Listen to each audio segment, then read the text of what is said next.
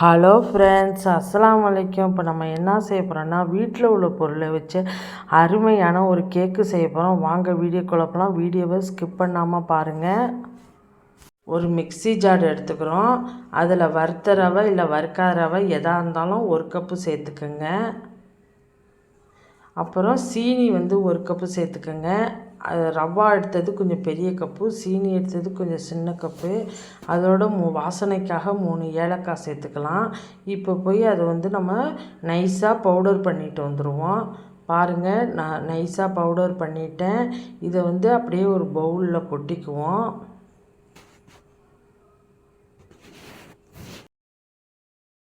அப்புறம் வாசனை இல்லாத எண்ணெய், அது ஒரு சின்ன கப்பால் ஒரு 4 ஸ்பூன் இருக்கும்.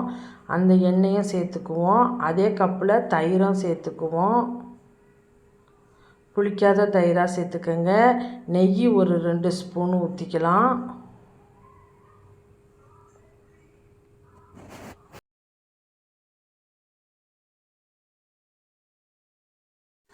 அதுலேயே பால் 1 கப் சேர்த்துக்கிறேன்.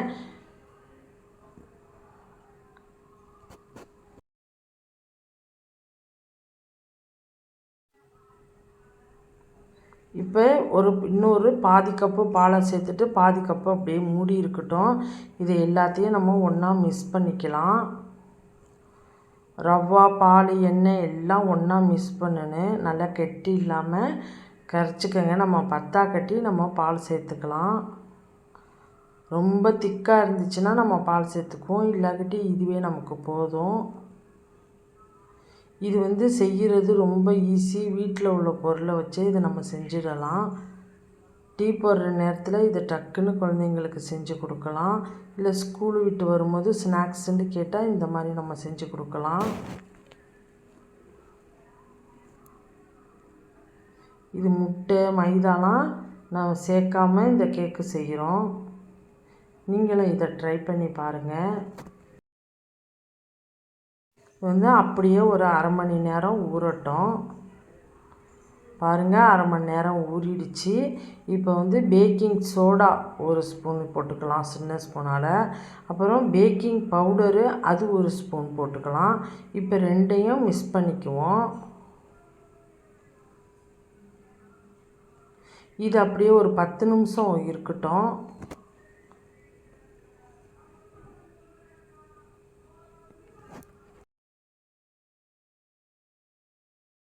நம்ம எந்த டின்னில் கேக்கு செய்ய போகிறோமோ அந்த ஏனத்தில் நம்ம கொஞ்சம் நெய் போட்டுக்குவோம். நெய் போட்டு நல்லா எல்லா பக்கமும் நல்லா தடவி விட்டுக்குவோம்.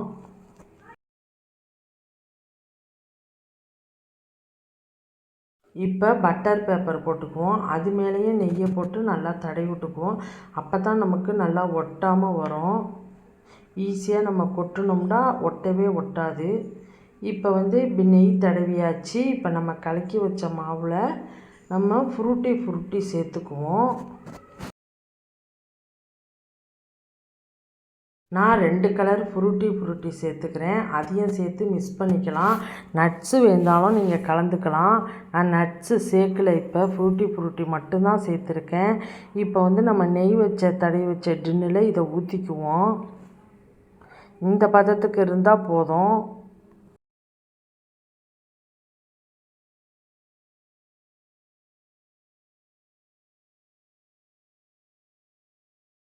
இப்போ எந்த பேனில் வைக்கிறோமோ அதை நான் ஃப்ரீ ஹீட் பண்ணி இந்த மாதிரி கலவடை போட்டு அது மேலே வச்சுருவோம்.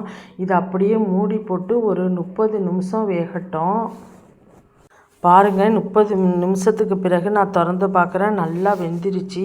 இப்போ வெந்துருச்சான்னு நம்ம ஒரு ஸ்டிக்கை வச்சு குத்தி பார்ப்போம். மாவு இல்லை, ஒட்டலை, நல்லா வெந்துருச்சு. இப்போ கத்தியை வச்சு சுற்றி ரிமூவ் பண்ணி விடுங்க. நம்ம பட்டர் சீட்லாம் போட்டதுனால இது ஒட்டாது. இது அப்படியே கொட்டிடும். பாருங்கள் என்ன அழகாக வந்துருச்சுன்ட்டு. இப்போ நம்ம பட்டர் சீட்டை எடுத்துக்குவோம். எடுத்துக்கிட்டு நம்ம இப்போ பீஸ் போட்டுக்கலாம். இது ரொம்ப சாஃப்டாக இருக்குது. இப்போ உங்களுக்கு கத்தி இறங்குறதுலேயே தெரியுது எவ்வளோ சாஃப்டாக இருக்குண்டு. இந்த மாதிரி நீங்களும் ட்ரை பண்ணி பாருங்கள். வீடியோ பார்க்குற நீங்கள் சப்ஸ்கிரைப் பண்ண மாட்டேங்கிறீங்க. ப்ளீஸ் சப்ஸ்கிரைப் பண்ணிவிட்டு வீடியோ பாருங்கள். அப்போ தான் நான் போடுற வீடியோ நோட்டிஃபிகேஷன் வரும். இந்த வீடியோ பிடிச்சிருந்தா லைக் பண்ணுங்கள், ஷேர் பண்ணுங்கள், கமெண்ட் பண்ணுங்கள். முக்கியமாக சப்ஸ்கிரைப் பண்ணிக்கோங்க. மீண்டும் இன்ட்ரெஸ்டிங்கான வீடியோவில் மீட் பண்ணுவோம். ஓகே, பாய்.